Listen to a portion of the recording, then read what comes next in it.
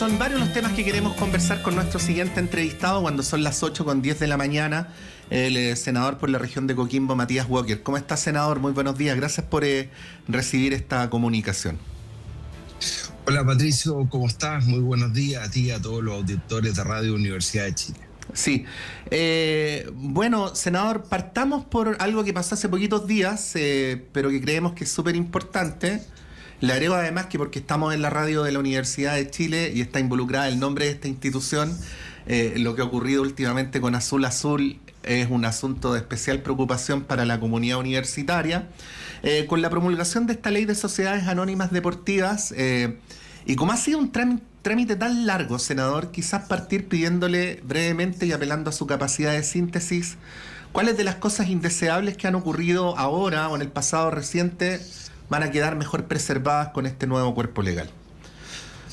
Bueno, efectivamente, Patricio, yo creo que varios de los temas que dicen relación con este escándalo de Sartor que ha salpicado a Azul Azul, la concesionaria de Universidad de Chile, tienen que ver con la ley que promulgamos en el Estadio Nacional antes de ayer. Primero, porque termina con la multipropiedad, ¿no? Esta anomalía que un empresario o un fondo de inversión, ¿no?, pueda participar directa o indirectamente en la propiedad de más de un club.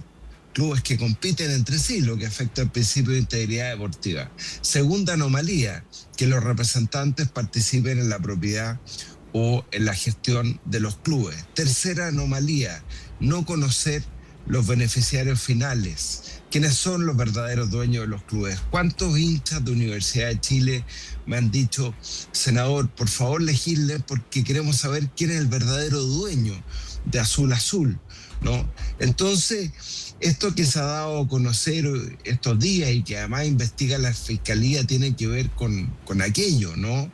Con la irregularidad que significa que empresarios participen en la propiedad, la gestión de distintos clubes, ocultando además beneficiarios finales.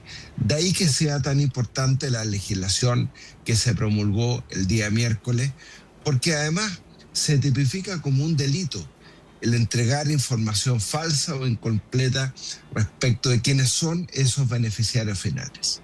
Sí. Del marco legal que existía hasta justo antes de que se promulgara esta ley, senador. Esto es solo hipotético, pero se lo pregunto para que lo pueda consultar en este plano. Los vacíos que tenía la legislación, la falta de información sobre la propiedad de los clubes, la eventualidad de que haya intereses económicos simultáneos en clubes que compiten al mismo tiempo, ¿podría eventualmente haber generado las condiciones para arreglo de partidos, falta de una situación estrictamente deportiva en relación a los resultados de los partidos? Bueno, no se lo pregunto para que acusemos concretamente algo, sino para señalar cuáles son los vacíos y los riesgos que eventualmente podríamos haber tenido en el pasado respecto al modo en que funcionaba la ley anterior. Efectivamente, Patricio, porque ¿qué pasa si esos equipos compiten entre sí? En la Copa Chile, o uno se está jugando el descenso, otro se está jugando el campeonato, porque además puede haber una colusión en el Consejo de Presidentes, ¿no? Que podría incluso investigar la Fiscalía Nacional Económica. O sea, si hay un grupo de empresarios que directa o indirectamente participan en la propiedad de 3, 4 clubes y ellos terminan votando en el Consejo de Presidentes, por ejemplo, cuando rechazaron la reforma a los estatutos para hacer estos cambios, ¿no? Los estatutos de la NFP, conocer los beneficiarios finales, prohibir que los representantes sean dueños de clubes, la multipropiedad. Bueno, ¿por qué Pablo Milad tampoco pudo tener el 80% de quórum que se requería para reformar los estatutos? Porque obviamente a muchos presidentes de clubes y empresarios les convenía el status quo, ¿no? Y no hacer en definitiva estos cambios. Entonces es fundamental esta norma Vamos a seguir trabajando ahora en su implementación. Recordemos que a partir de la publicación vamos a tener 180 días para la elaboración de los reglamentos tipo. La Federación de Fútbol va a quedar regida por primera vez por la ley del deporte. Va a ser una federación deportiva nacional sujeta a la fiscalización del IND. Va a poder recibir recursos públicos, pero con transparencia, en favor del fútbol joven, del fútbol femenino. Entonces, para la Universidad de Chile, como casa de estudios, ya la doctora Rosa Devés había manifestado su preocupación por la falta de transparencia de todas estas operaciones. Creo que es muy importante esta ley. Solo lamento que se haya rechazado una indicación que presentamos y que trabajamos en conjunto con la Universidad de Chile, la Casa de Estudios, para que la universidad pudiera participar directamente de la nueva liga profesional. Recordemos, Patricio, que se termina la NFP como corporación, es reemplazada por una sociedad anónima para que esté precisamente sujeta a fiscalización de la Comisión de Mercados Financieros. Y nosotros nos habíamos puesto en el escenario de que finalmente todo este escándalo de Sartor pudiera afectar los derechos federativos de la Universidad de Chile como club deportivo en la competencia. De ahí que presentamos esta indicación que lamentablemente se rechazó por un voto en el Senado, pero yo le quiero decir que vamos a insistir en esta indicación porque es fundamental. Estamos conversando esta hora con el senador Matías Walker. Senador, antes de ir al tema de la mega reforma, yo lo comentaba recién, esta nueva separación de reos comunes, de los criminales de lesa humanidad que están en Punta Peuco, en principio presentada como una situación debida a criterios técnicos, ¿no? Yo le quería preguntar si a usted le hace sentido que esta sea una cuestión meramente técnica o lo que hay detrás es una intención de ir avanzando hacia generar nuevamente un estatus especial, cuando no beneficios carcelarios para los presos de Punta Peuco. Vamos a pedir los antecedentes en la Comisión de Derechos Humanos del Senado. Yo creo que muchos colegas tienen la inquietud. Hemos estado conversando estos temas durante varias semanas con el ministro de Justicia y Derechos Humanos, el ministro Rabat, y también con el subsecretario Pablo Mira. Ellos han insistido que acá hay una política nacional de derechos humanos que no se altera, ¿no? y que el programa de derechos humanos va a seguir existiendo y que se van a oponer a cualquier impunidad respecto de causas que ya están sentenciadas por la justicia respecto de crímenes de lesa humanidad. Por lo tanto, yo espero, Patricio, que esto se deba a una decisión penitenciaria estrictamente y no a una razón ideológica. En los últimos años, el Estado de Chile ha tomado decisiones importantes, el cierre del penal Cordillera en el gobierno del presidente Piñera, esta decisión del gobierno del presidente Boric de que Punta Peuco no va a ser una cárcel especial. Hubo toda una controversia respecto del proyecto que a mí me tocó rechazar, votar en contra para permitir penas sustitutivas para violadores de derechos humanos, y no solamente violadores de derechos humanos, sino que condenados por crímenes atroces del punto de vista de la delincuencia común, como homicidios, violaciones de menores. El psicópata de alto hospicio se iba a beneficiar de ese proyecto de ley que rechazamos. Yo por lo menos voté en contra. Lamentablemente se aprobó por un voto y ahí está en la Comisión de Derechos Humanos, pero el ministro ha sido claro, el ministro Rabat, de que ese proyecto no cuenta con el apoyo del gobierno, y yo creo que es un proyecto que va a morir de muerte natural. El problema que tenemos, Patricio, es de hacinamiento carcelario. De ahí la necesidad, y ya lo había planteado el ministro Cordero, el gobierno anterior, de generar un fast track para la construcción de nuevos recintos penitenciarios. El hacinamiento vulnera también los derechos humanos, y el hacinamiento hace más fácil la labor del crimen organizado en los recintos penitenciarios. De allí que nosotros presentamos un proyecto para tener un sistema diferenciado cumplimiento de condenas y que el crimen organizado no pueda seguir utilizando las cárceles como un call center para poder cometer delitos, incluso Sí. secuestros, extorsiones, ¿no? Entonces, es un tema muy delicado y probablemente va a ocupar la agenda la Comisión de Derechos Humanos del Senado que me toca integrar. Ahora, cada cierto tiempo lo que vuelve es una invocación de la necesidad de una cierta humanidad respecto a estas personas, ¿no? O sea, el argumento es, se trata de personas muy mayores, que están enfermas, algunas veces hay quien ha dicho, ni siquiera saben dónde están, por el deterioro cognitivo que tienen, y se les tiene recluidos, ¿por qué no tenerlos, por qué no que sigan cumpliendo la reclusión en su casa? Es el tipo de argumentos que se levantan en este tipo de casos, senador, y yo quería pedirle su opinión sobre aquello. Lo que pasa, Patricio, es que todos los personas que están privadas de libertad deben ser tratadas con humanidad, y no solamente personas que fueron condenadas por crímenes tan atroces como crímenes de lesa humanidad. El Estado tiene un deber de cuidado, además, respecto a todas las personas privadas de libertad, ya sea por delitos comunes o por delitos tan atroces como estos. Y por eso debe enfrentarse precisamente velando para que no exista hacinamiento. Usted ha visto toda la polémica que se ha generado con el alcalde de Borde, de dónde se va a construir, ¿no es cierto?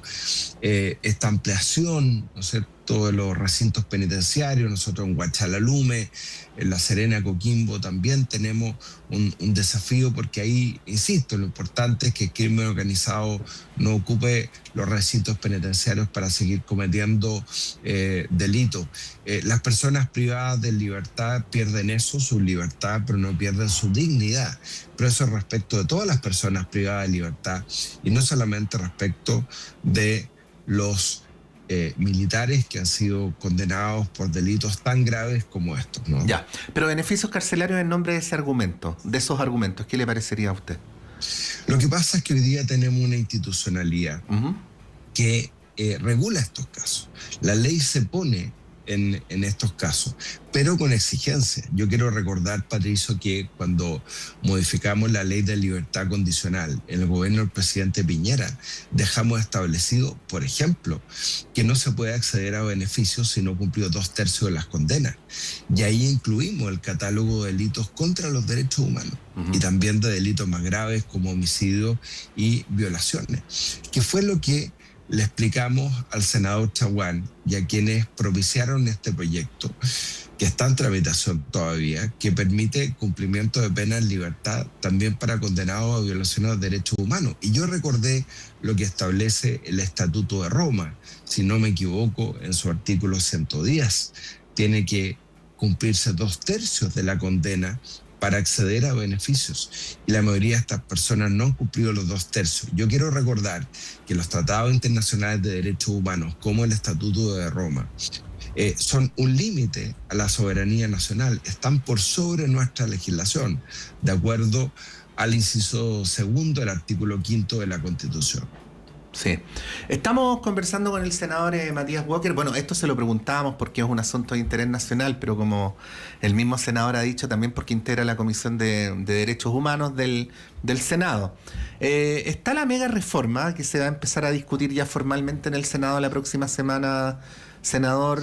Hay varias escaramuzas previas respecto a si va a haber más voluntad de diálogo o no, a si la acusación constitucional contra el ministro Grau es o no oportuna, pero antes de eso, usted ha señalado que está abierto a apoyar la iniciativa, que no tiene eventualmente dificultades en ser el voto dirimente con todo lo que aquello implica, pero que le gustaría que hubiera mayorías amplias. Para ser bien precisos en esto, ¿qué tan seguro es su voto a favor del proyecto y de qué depende que sea así?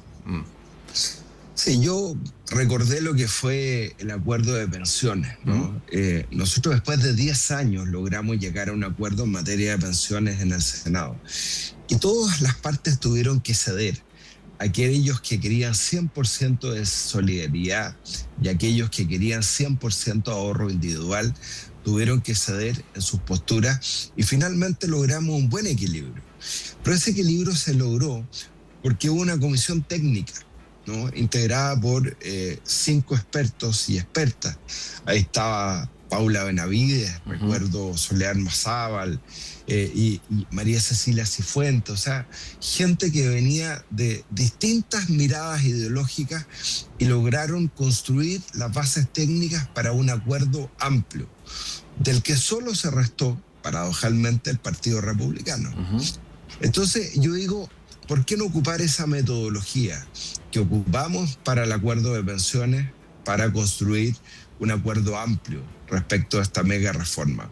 Yo me alegro que el ministro José García Ruminot, que tiene mucha experiencia porque fue senador, diputado muchos años, fue presidente del Senado, haya dicho que va a haber cambios.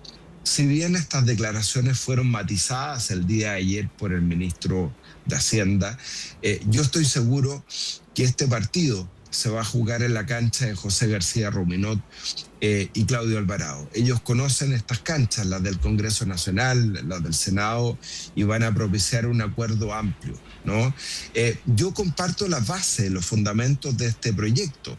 Efectivamente, llevamos 12 años creciendo a una tasa promedio del 2%, tenemos un alto desempleo, se han cuadruplicado las familias que están viviendo en campamentos. El propio ministro Mario Marcel se había abierto, el gobierno anterior, a bajar la tasa de impuesto corporativa de un 27 a un 24%. Pero hay otros elementos que han generado más discusión. Por ejemplo, la invariabilidad tributaria. De ahí que muchos estén planteando rebajar este plazo de invariabilidad tributaria. Y obviamente que solo beneficie a quienes adelantan inversiones, suscriben un contrato de inversión con el Estado. Y bueno, por el periodo que dura esa inversión. Eso no debe condicionar a futuros gobiernos y congresos nacionales en uso de su voluntad soberana de poder modificar las tasas de impuestos, porque además las normas tributarias, siempre es bueno recordarlo, tienen quórum simple. No son como las reformas constitucionales, ¿no? Entonces va a haber muchos temas que discutir y que mejorar del proyecto. Ahora, ahí, senador, ¿por qué deberíamos dar por sentado, como dice usted, que el proyecto se va a discutir en la cancha de los ministros Alvarado y García Ruminot, en un contexto donde, primero, ya es conocido, creo que no es tan especulativo, estas dos maneras notoriamente distintas de enfrentar la conversación con el Congreso? Segundo, porque en la Cámara uno podría decir que sí se jugó más en la cancha del ministro Quirós que en la que usted señala. Y tercero, porque si bien es cierto que no es que nunca haya ocurrido, igual es llamativo que aparezca el ministro Quirós, no sé si corrigiendo, pero precisando a otro ministro que además tiene una responsabilidad política tan importante. Porque lo dijo la propia senadora María José Gatica, jefa del Comité de Renovación Nacional, que el ministro Quirós tiene que dejar un poco la soberbia de lado, tiene que abrirse a conversar, entender que en el Senado no está el PDG, que esto no se va a aprobar por unos pañales, ¿no? Sino que tiene que haber un acuerdo amplio que, desde luego, y nosotros lo hemos planteado, permita forma de proteger a la gente. Existe el bolsillo familiar electrónico, se creó el gobierno del presidente Boric precisamente para devolverle el IVA a las familias más vulnerables de clase media que gastan en productos de primera necesidad. Eso no lo inventó Parisi, ya existe. Es un tema que ha planteado economistas como Jorge Claro desde el año 2001, lo sabemos, ¿no? Pero claramente José García Ruminot y Claudio Alvarado conocen mejor el arte de la política, de los trámites legislativos. José García Ruminot estuvo en la Comisión de Hacienda mucho tiempo. Este proyecto pasa primero por la Comisión de Hacienda, después va a pasar por la Comisión de Trabajo, después va a pasar por la Comisión de Medio Ambiente. Así se aprobó ayer en los comités del Senado. Por lo tanto, yo creo que esa flexibilidad para llegar a acuerdos, entender que esto no se puede ganar por un voto, porque así como los inversionistas necesitan claridad en las reglas del juego para invertir, es bueno para la inversión que el clima político, ¿no?, sea de acuerdos, como lo hicimos en materia de pensiones, ¿no? Así que yo soy optimista, Patricio. Yo creo que bajo el liderazgo de José García Rominot y Claudio Alvarado, el ministro del Interior, que quedó reempoderado después del último cambio de gabinete, vamos a tener un diálogo más amplio. El tema del Fondo Común Municipal que han planteado los alcaldes, no podemos debilitar el Fondo Común Municipal, porque es la herramienta que tienen las comunas más pobres de poder brindar seguridad y salud a los ciudadanos, que es lo que está pidiendo la gente, en luminaria, en recuperación de espacios públicos, ¿no? De ahí que yo he planteado, por ejemplo, que la exención de contribución a los adultos mayores tiene que ser acotado. No pueden incluirse en la exención propiedades que tienen una valúa de 20.000 UF, por ejemplo. O sea, no escapa a cualquier lógica de justicia tributaria. Bueno, vamos a ver cómo se plasma este debate en el Senado. Se nos acabó completamente el tiempo, senador. Solo no puedo evitar decir que si usted invoca el proyecto de ley de pensiones como un ejemplo de cómo negociar, ese que era un proyecto temáticamente acotado, no digo que fuera sencillo, demoró en su tramo corto al menos 2 años de conversación y en el tramo largo 10. La mega reforma es mucho más amplia. Entonces, claro, cuando se habla de cuánto tiempo se requeriría, me imagino que no es 1 o 2 meses. Bien breve ahí, senador, se nos fue el tiempo, pero quería preguntarle si tiene alguna mención al respecto. Sí.